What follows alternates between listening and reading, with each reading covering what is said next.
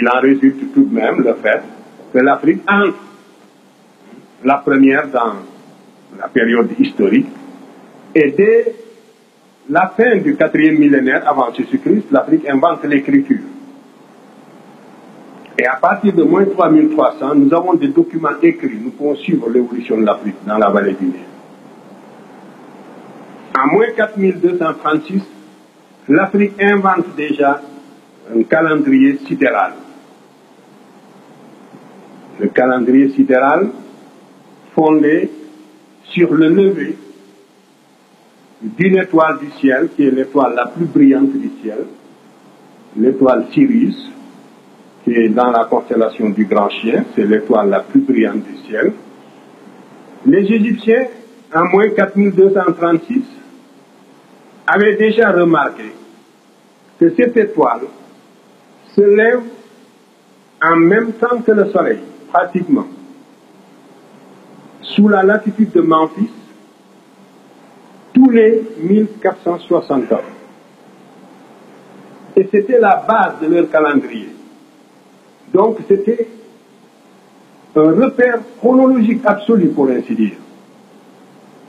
Imaginez le Soleil, un phénomène aussi fugace, le Soleil qui se lève en même temps qu'une étoile, le phénomène ne dure que quelques secondes, à peine moins d'une minute.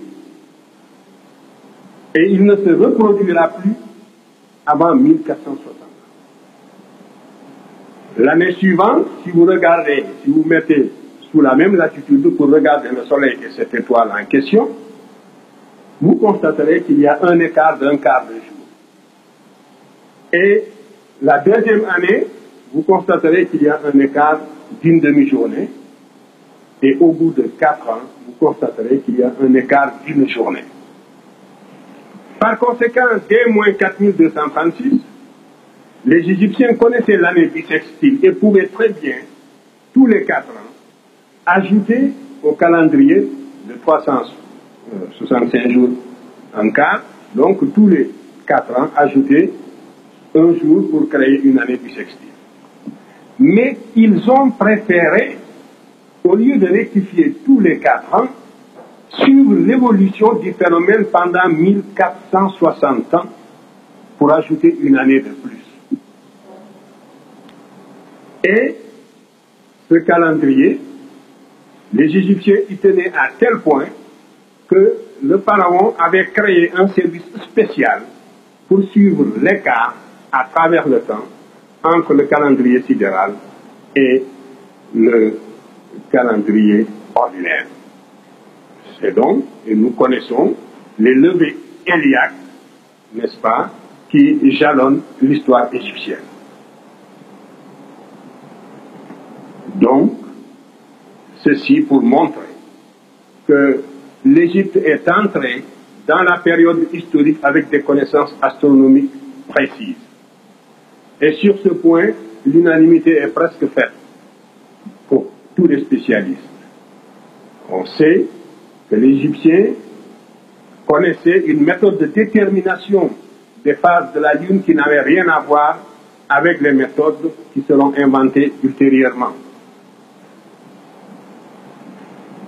Et tandis que l'Égyptien avait ainsi maîtrisé dès la plus ancienne époque les mouvements du ciel, en Mésopotamie, les observations étaient extrêmement nombreuses, mais la Mésopotamie n'a jamais réussi, quoi qu'on ait dit sur l'astronomie mésopotamienne.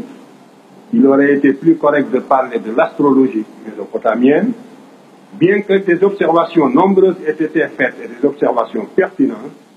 La Mésopotamie n'a jamais pu avoir un calendrier régulier ou digne de ce nom. Vous savez qu'en Mésopotamie, il y a eu des éphémérides et que presque jusqu'à la fin de l'histoire mésopotamienne, le roi ajoutait, quand l'année, n'est-ce pas, quand l'écart était très grand, de temps en temps, on ajoutait un 13e ou un 14e mois. Et on a été obligé, vers la basse époque, d'inventer les éphémérides pour essayer de voir les périodes de levée, les dates de levée, par exemple, d'apparition de la Lune. Dans le domaine proprement scientifique, c'est également déjà sous l'Ancien Empire, en tout cas sous Djoser, en 2778 déjà, tous les éléments technologiques de la civilisation égyptienne étaient en place. Qu'il s'agisse de la médecine, qu'il s'agisse de la mathématique, la géométrie, comme l'algèbre ou la trigonométrie, qu'il s'agisse de la mécanique ou de l'architecture, tous les éléments technologiques de la civilisation égyptienne étaient déjà en place sous la troisième dynastie. Je vous montrerai tout à l'heure le pharaon de cette époque, qui a justement un type africain affirmé, et c'est sous ce pharaon que vivait le grand savant polyvalent que les Grecs avaient divinisé et qui s'appelle Imhotep. Et on pense que Imhotep était à l'origine de la plupart des inventions du temps de Djoser.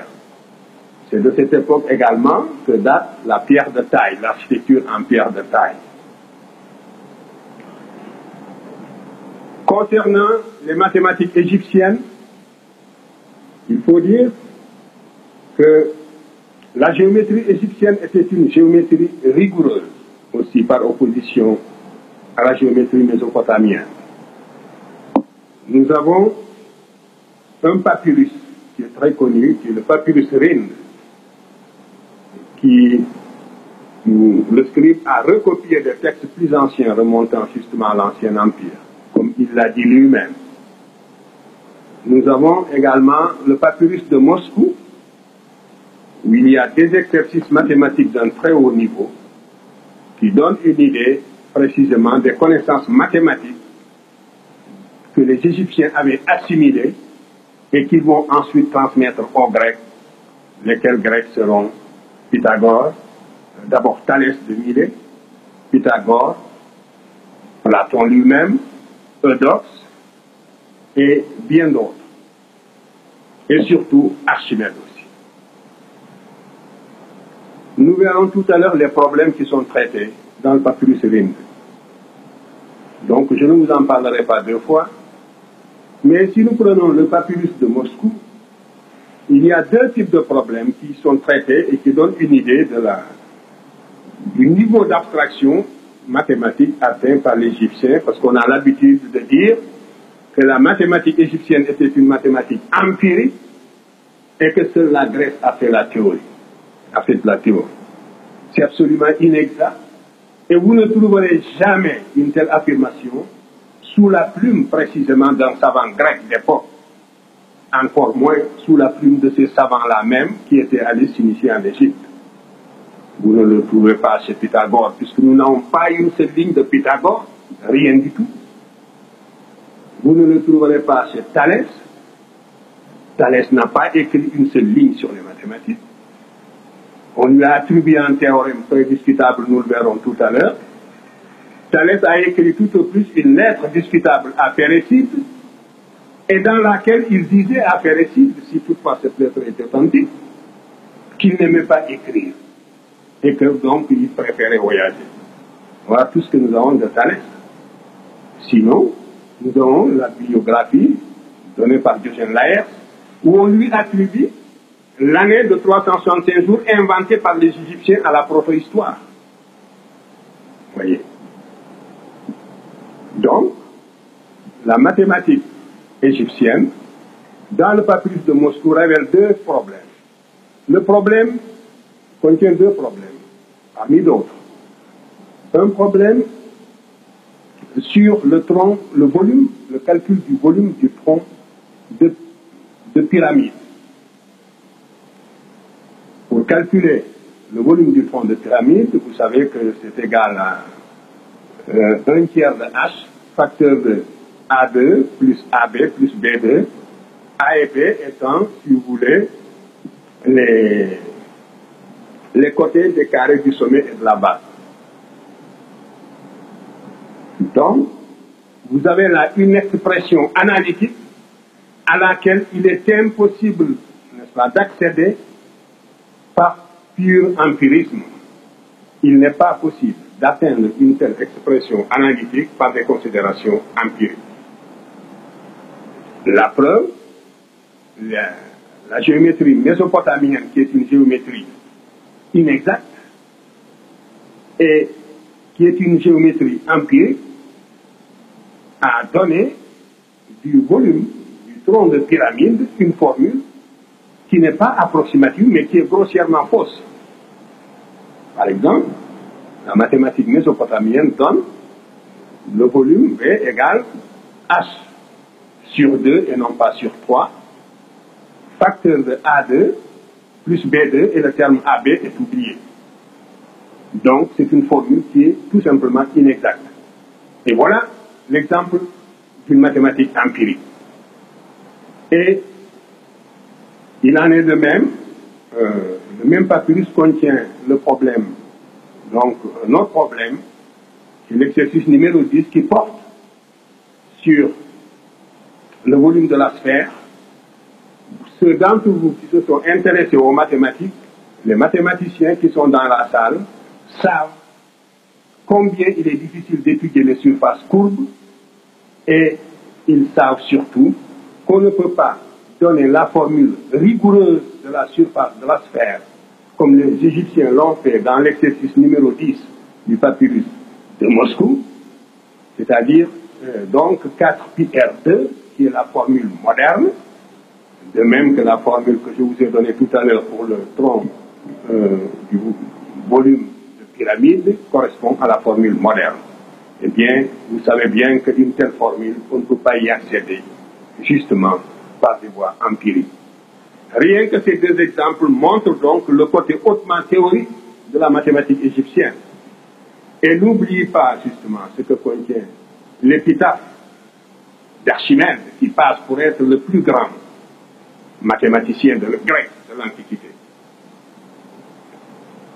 Archimède, parmi toutes les découvertes qu'il avait faites, considérait précisément que la plus belle de toutes, c'était la surface de la sphère, avec le cylindre exscrit. Et c'est la raison pour laquelle il avait choisi cette figure comme épitaphe. Et quand Cicéron a trouvé son tombeau, sa tombe en Sicile, en Syracuse, eh bien, il a été guidé par cette figure qu'on a retrouvée, précisément, sur la dalle. Et c'est comme ça qu'on a identifié le tombeau d'Archimède. Eh bien, cette figure, les Égyptiens l'avaient tracée tout simplement 2000 ans avant la naissance d'Archimède. Et c'est ce que prouve aujourd'hui la recherche historique sur la base strictement des documents dont l'humanité dispose. Et ce que je vous dis là, bien d'autres théoriciens le savent et le disent également aussi. Il y a des chercheurs de bonne foi répartis dans le monde qui reconnaissent ces faits, mais ces faits ne sortent pas des laboratoires. Donc le sens un peu de cette conférence, c'est aussi de vous mettre au courant de tout ce qui est acquis depuis longtemps, mais qui, faute de vulgarisation, reste justement dans les bibliothèques. Il en est de même de l'arithmétique égyptienne. Les Égyptiens avaient inventé ce que nous pourrions considérer aujourd'hui dans nos calculs comme une table de logarithme, c'est-à-dire une décomposition des fractions. Des fractions de numérateur 2 sur n. Mais n étant un nombre impair. Et donc, ils partent de 2 sur 3 jusqu'à 2 sur 101. Et cette décomposition, 2 sur 3 jusqu'à 2 sur 101, et ils les décomposent en une série de fractions de numérateurs égales toujours à l'unité. Une somme, donc, de fractions de numérateurs égales à l'unité. Et ces décompositions devaient permettre aux Égyptiens de faire toutes sortes de calculs, si vous voulez, en arithmétique. Et l'on s'est demandé quelle méthode l'Égyptien employait-il. Parce que quand on regarde la démonstration, la méthode, les décompositions, elle suppose la connaissance de tous les théorèmes de l'arithmétique élémentaire. Mais la civilisation égyptienne étant une civilisation essentiellement initiatique, beaucoup de science est perdue du seul fait l'Égyptien eux-mêmes gardaient jalousement leur science. Et les Grecs éprouvaient les plus grandes difficultés pour se faire initier. Pythagore en sait quelque chose, Platon en sait quelque chose, Eudoxe aussi, et tant d'autres. Alors, les Américains, en 1967, ont dit, nous allons voir si les Égyptiens procédaient par pur empirisme, ou bien s'ils utilisaient vraiment des méthodes rationnelles. L'ordinateur étant une machine rationnelle, parce que programmée comme telle, donc, vous devez partager les chercheurs. Et les équations dont je vous ai parlé, qui sont au nombre de 50, lorsqu'ils sont des équations arithmétiques, quand elles sont traitées, elles supposent 22 239 décompositions possibles. Il y a 22 239 ou 219 décompositions possibles de ces 50 équations de numérateur 2 et de dénominateur impair. Par conséquent, si les Égyptiens procédaient par empirisme, puisque chacune des équations peut être décomposée de façon plus ou moins saugrenue et décomposée d'une façon puissante et élégante, alors la machine permettrait de partager, puisque le scribe ne pourrait pas chaque fois tomber sur la formule la plus concise sur la décomposition, la moins coûteuse, la moins onéreuse. Et le résultat est que la machine de 1967 n'a pas battu le scribe d'il y a 4000 ans. Elle a retrouvé exactement les mêmes décompositions qui figurent sur le recto du papyrus Rhind. Et ceci montre, à ne plus en douter, que l'Égyptien procédait donc par des voies purement rationnelles. Les Égyptiens ont inventé également la trigonométrie. Je vous montrais tout à l'heure des problèmes de trigonométrie qu'ils ont traités. Les progressions géométriques, arithmétiques étaient maîtrisées, ils pouvaient les sommer, donner des exercices là-dessus. Nous avons aussi dans le papyrus Rhind des problèmes qui portent justement sur ces progressions-là, géométriques ou arithmétiques, et même des problèmes beaucoup plus complexes. On a des problèmes qui correspondent à des systèmes d'équations du premier ou du second degré, ou un mélange d'équations du premier et du second degré. Donc, les Égyptiens connaissaient aussi l'algèbre, la mécanique également, et l'on sait maintenant qu'ils utilisaient des plans inclinés d'une pente donnée pour manutentionner les tonnes de pierres dont ils ont besoin pour construire les pyramides. Et les pentes étant restées sur place, en mesurant la pente, on peut calculer la réduction de la force d'attraction et connaître par conséquent la quantité de tonnes qui étaient manipulées par jour, et on a retrouvé ainsi le temps que les Égyptiens ont mis pour construire les différentes pyramides. C'était de l'ordre de 30 ans pour la pyramide de Khéops et de 19 ans pour la pyramide de Sénéfrou. Ce n'était pas un siècle. Ceci sur des données mathématiques très précises. Et on sait également que les Égyptiens étaient de grands spécialistes en médecine. La médecine était tellement spécialisée qu'il y avait, selon le témoignage même d'Hérodote, des médecins uniquement pour les yeux, d'autres pour les maladies de l'estomac, ainsi de suite. Et il y avait aussi des généralistes et d'autres qui sont, si vous voulez, qui ne s'occupaient que des maladies, qui étaient des spécialistes de la guérison psychologique. Ce qu'on aurait pu appeler aujourd'hui les thérapeutiques spéciales, par exemple, qu'on utilise dans certains hôpitaux psychiatriques. Les Égyptiens connaissaient ces méthodes. Le traité du papyrus Smith, dont nous ne possédons hélas qu'une partie, montre que l'Égyptien était arrivé au niveau d'une véritable science en ce qui concerne la chirurgie osseuse. Et c'est dans le papyrus Smith que le cerveau a été désigné pour la première fois dans toute la littérature scientifique et médicale de l'Antiquité par son vrai nom. Et c'est aussi la première fois que l'on a essayé, avant Broca pour ainsi dire, d'identifier les différentes fonctions du cerveau, c'est-à-dire les lésions du cerveau en liaison avec les paralysies que ces liaisons vont produire aux différentes parties du corps. Donc, tout cela montre que l'Égyptien avait atteint un niveau scientifique extrêmement élevé dès l'Antiquité. Ce niveau de la civilisation égyptienne ne concernait pas seulement les sciences exactes, il concernait également aussi les arts. Je vous ai dit que l'architecture en pierre de taille remonte à la 3e dynastie. L'art a influencé l'art égyptien, a influencé l'art grec, à n'en pas douter. Le canon pictural est le même, et on le retrouvera tout à l'heure, et ainsi de suite.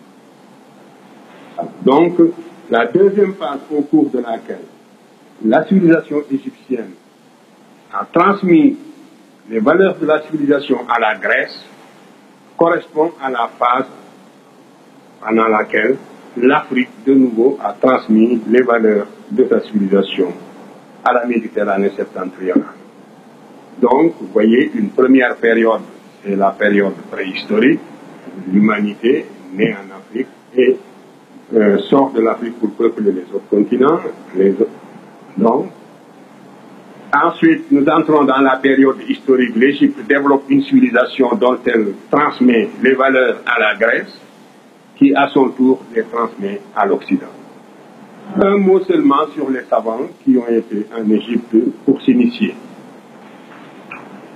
Le premier en date, c'est bien sûr Thalès. Au VIe siècle avant Jésus-Christ, Thalès est allé en Égypte. Lorsqu'on parle de Thalès qui fait des arpentages, n'est-ce pas, et des mesures devant la grande pyramide, c'est vraiment une idée grotesque. Il faut ignorer presque tout de la civilisation égyptienne pour pouvoir soutenir des légendes de ce genre. Mais ce qui est sûr, c'est que Thalès est allé en Égypte et qu'il s'est initié, n'est-ce pas, à la science égyptienne. Et à cette époque-là, la Grèce était à l'état fruste. Il ne faut pas l'oublier. La science égyptienne est née, justement, sous la protection de l'État. Elle s'est développée au service de l'État parce qu'elle était indispensable pour la maîtrise de la nature dans la vallée du Nil. Donc la science était une tradition africaine, égyptienne. Par contre, toute la tradition grecque s'opposait à l'innovation, il ne faut pas l'oublier. Pythagore, Socrate est mort en buvant la ciguë, et vous savez que on l'avait soupçonné tout simplement de s'écarter de la morale de la cité et d'adopter donc des idées universalistes qui risquaient de saper les bases institutionnelles de la cité grecque. La Grèce, même celle de Platon, n'a jamais dépassé le cadre d'une cité. L'Égypte avait créé, l'Afrique avait créé pour la première fois un État-territoire groupant plusieurs cités, avec des institutions particulières, avec une toute autre philosophie politique, qui s'oppose point par point à l'individualisme septentrional hérité des steppes eurasiatiques. Donc, c'est Thalès qui va d'abord en Égypte, qui s'instruit de la mathématique égyptienne et qui a introduit la géométrie en Grèce. Mais la science était une nouveauté en Grèce qui n'était pas acceptée par la religion et la tradition grecque. La société la plus intolérante de l'Antiquité jusqu'à la Révolution populaire, jusqu'au triomphe des plèbes, c'est la société grecque. étudier les structures sociales et la répression féroce de tous les novateurs. Anaximandre a failli, Anaxagore a failli être tué. C'est parce qu'il était l'ami de Périclès. Et c'est Périclès qui l'a sauvé de justesse. Aristote s'est enfui, il a failli être tué. Platon s'est enfui, il a failli être tué. Socrate a été tué. Voilà la société grecque et son attitude à l'égard de ses savants.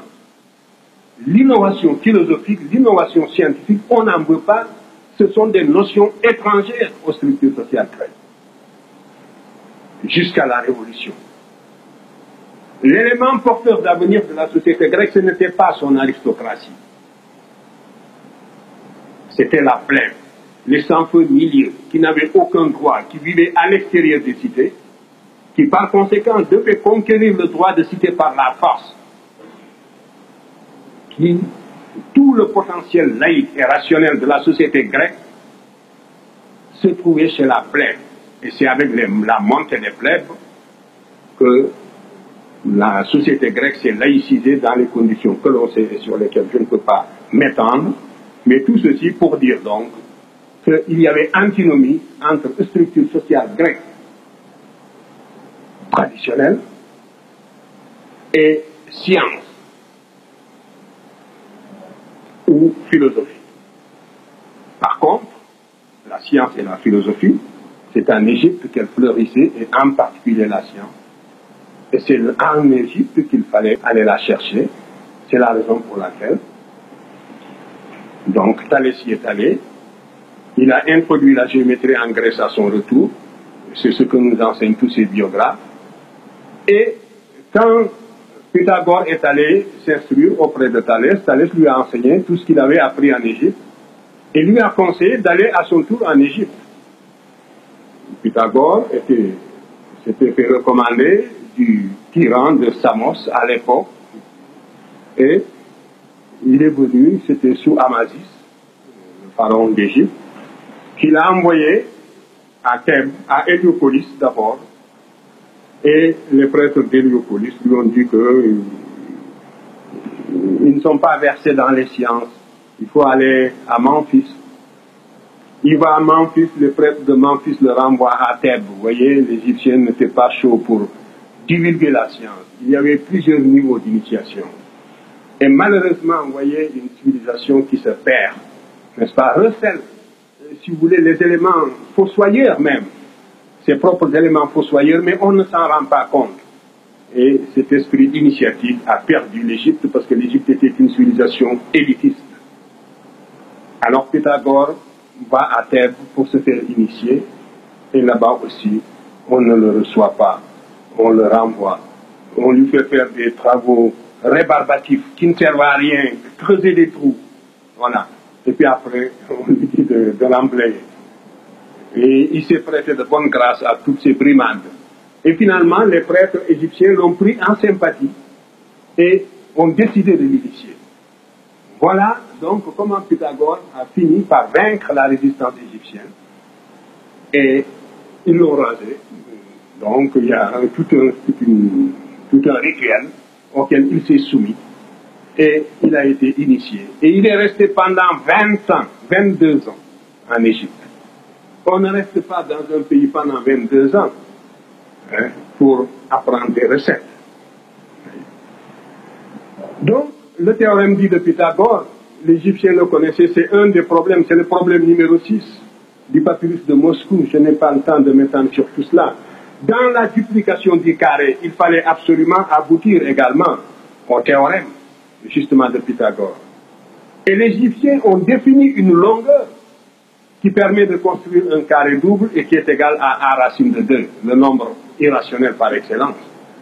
Par conséquent, le double, la définition d'une longueur qui s'appelle le double Riemann et qui consiste précisément à réaliser la duplication du carré, cette seule définition d'une longueur dans la géométrie égyptienne, impliquant la connaissance à la fois de du côté et multipliée par racine de 2 pour avoir précisément la diagonale qui donne le côté du carré double, montre à n'en pas douter que l'Égyptien connaissait ce théorème et qu'il le démontrait sans nom, sans chiffres, effectivement, et tant d'autres choses.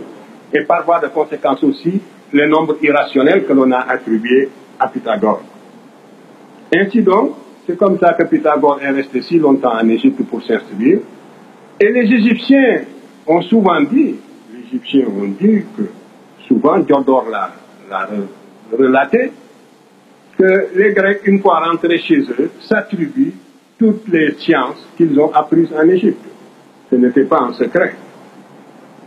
Mais parmi tous les Grecs qu'ils ont initiés, c'est Pythagore qu'ils aimaient le plus parce que c'est Pythagore qui avait gardé dans son enseignement l'aspect symbolique de l'enseignement égyptien. L'Égyptien était extrêmement symboliste dans la transmission de leur science et Pythagore avait gardé cet aspect. Nous avons retrouvé les signes pré-algébriques qu'utilisait Pythagore, et en tout cas les pythagoriciens, parce que Pythagore n'a pas écrit, ses écrits n'ont pas survécu. Mais les pythagoriciens de Croton, n'est-ce pas, on a retrouvé les signes pré-algébriques qu'ils utilisaient et qui sont des signes hiéroglyphiques égyptiens qui montrent à n'en pas douter également, n'est-ce pas, l'influence de l'Égypte sur la science grecque. Alors, tout cela, de la même façon, montre que la Grèce est allée s'initier en Égypte. Et mieux, même les savants qui n'avaient pas fait le voyage, souvent l'inventaient. C'est dire aussi que les Grecs ne se mettaient pas sur le même plan que l'Égypte. Et même vaincue, l'Égypte restait l'institutrice de toutes les vieilles jeunes civilisations montantes de la Méditerranée septentrionale. C'est Platon, Strabon, qui était un grand savant de l'Antiquité, mais un savant chauvin, qui était conscient de la valeur de la civilisation de la Méditerranée septentrionale à son époque. Strabon relate que quand ils ont visité l'Égypte, quand il a visité l'Égypte et le Fayoum, ils étaient en groupe, on leur a montré les chambres où Platon et Eudoxe, le mathématicien, séjournaient quand ils sont venus se faire initier à la cosmogonie égyptienne d'Héliopolis. On leur a montré les chambres où séjournait Platon, où Platon et Eudoxe ont séjourné. Pendant 13 ans, ils sont restés en Égypte pour se faire initier dans la cosmogonie héliopolitaine. Et si vous voulez en avoir une preuve palpable, relisez le Timée de Platon, où justement sa cosmogonie est consignée, et relisez la cosmogonie héliopolitaine. Vous ne pouvez pas comprendre les lacunes et les obscurités de Platon si vous ne relisez pas, si vous ne prenez pas côte à côte, n'est-ce pas, lisez pas, n'est-ce pas, parallèlement, la cosmogonie héliopolitaine et le Timée de Platon. Mais alors toutes les obscurités s'éclairent d'une lumière singulière. C'est un peu ce que j'ai essayé de faire dans Civilisation ou Barbarie. Donc, les éléments ne manquent pas pour retracer justement cette influence que l'Égypte a eue sur la Grèce en particulier et sur l'Occident d'une façon générale. Et les Latins, qui avaient moins de contact avec les Égyptiens, n'ont rien apporté aux sciences exactes. Voilà aussi une contre-preuve. Les Latins étaient de grands bâtisseurs, une certaine architecture qui ne faisait que reprendre les formules, la section d'or que l'Égypte avait déjà connue depuis 2778 et tant d'autres. Mais, aux sciences exactes, les Latins n'ont rien apporté. À la morale et un peu à la philosophie avec Lucrèce. C'est vrai. Mais, là aussi, nous retrouvons les éléments même de la philosophie héliopolitaine, mais sûrement repensés, assimilés, n'est-ce pas, et rendus dans l'esprit grec. Ça, c'est un véritable apport grec, c'est en fait que le matérialisme de l'Antiquité, de Leucippe, n'est-ce pas, à Démocrite, n'est-ce pas, et jusqu'à Lucrèce, c'est en fait. Mais, si vous prenez les sciences exactes, les Latins n'ont pratiquement rien apporté. Alors, donc, voilà la deuxième période au cours de laquelle l'Égypte apportera tous les éléments de la civilisation, même ayant déjà perdu sa souveraineté nationale, parce que les Assyriens sont venus très rapidement, Mais à partir de moins 525, Cambyse occupe l'Égypte. Cambyse était sujet à des crises de folie. Il avait donné l'ordre de détruire tout ce qui fut la grandeur de l'Égypte. On a brûlé les bibliothèques, détruit les temples, transporté des ouvriers à Perse pour construire une nouvelle capitale, parce que les Perses n'étaient pas encore été dans l'état semi-barbare et n'étaient pas capables, n'avaient pas atteint un niveau technologique qui leur aurait permis justement de résoudre certains problèmes techniques. C'est Diodore qui nous apprend qu'après la destruction justement de l'Égypte, après la soumission de l'Égypte, il a fallu prendre des ouvriers égyptiens pour aller construire la ville de Persépolis.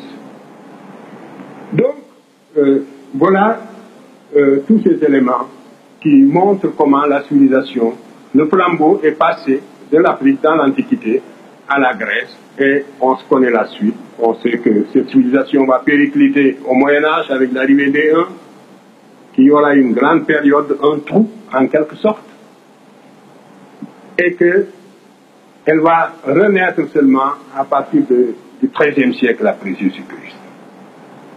Alors que s'est-il passé? Là aussi, une troisième fois, l'Afrique va apporter les éléments de la civilisation, mais cette fois-ci, la civilisation ne va pas naître réellement en Afrique, elle a seulement transité en Afrique. Ces valeurs de la civilisation que l'Afrique avait déjà dégagées dans l'Antiquité, végétaient dans les bibliothèques de Byzance, étaient reprises à Bagdad, et ce sont ces éléments de la civilisation qu'après l'Égypte, les Arabes, n'est-ce pas, ont véhiculés jusqu'en Afrique. Et par la conquête de l'Espagne, les Arabes sont entrés en Espagne en 711. Ils ont trouvé la dynastie Wisigothe, qui était une dynastie semi-barbare. L'Europe était barbare. C'était avant la Renaissance carolingienne. Alors, imaginez l'état de l'Europe, donc, tout à fait au début du 8e siècle après Jésus-Christ. Et quand les Arabes vont sortir, expulsés de l'Espagne, jour pour jour, c'est Isabelle de Castille qui, après avoir assiégé le dernier bastion arabe à Grenade, a passé des accords avec Christophe Colomb en 1492. Cette Espagne qui était semi-barbare à l'entrée des Arabes, après 8 siècles d'occupation, était suffisamment équipée sur le plan technique pour se lancer sur les mers pour la conquête des océans. Et il faudrait se poser la question suivante. Qu'est-ce que l'Espagne avait de plus que l'Allemagne, que la France, que l'Angleterre pour expliquer le premier impérialisme à l'aube des temps modernes, l'impérialisme de Charles Quint? Eh bien, c'est le legs de la technologie arabe qui a permis aux Espagnols, comme les Arabes, de faire le point. Les Arabes avaient créé un centre astronomique à Tolède. Ils ont commencé à dresser les premières cartes marines. Ils ont introduit la boussole. Les Chinois commençaient déjà à naviguer en haute mer. Ils savaient faire le point. Il y a des textes chinois du XIIe siècle qui ne laissent aucun doute là-dessus. Et les Arabes, en véhiculant ces connaissances à l'ouest, donc l'introduction de la boussole et du gouvernail axial, c'est-à-dire le gouvernail des tambours qui est fixé à l'arrière du bateau par des charnières, à partir de ce moment-là, on maîtrise les mouvements du navire, qui est la caravelle, qui est aussi sûrement l'amélioration d'une version de bateau que les Arabes connaissaient déjà. Et donc, c'est en introduisant tous ces éléments en Espagne et au Portugal. Le Portugal a été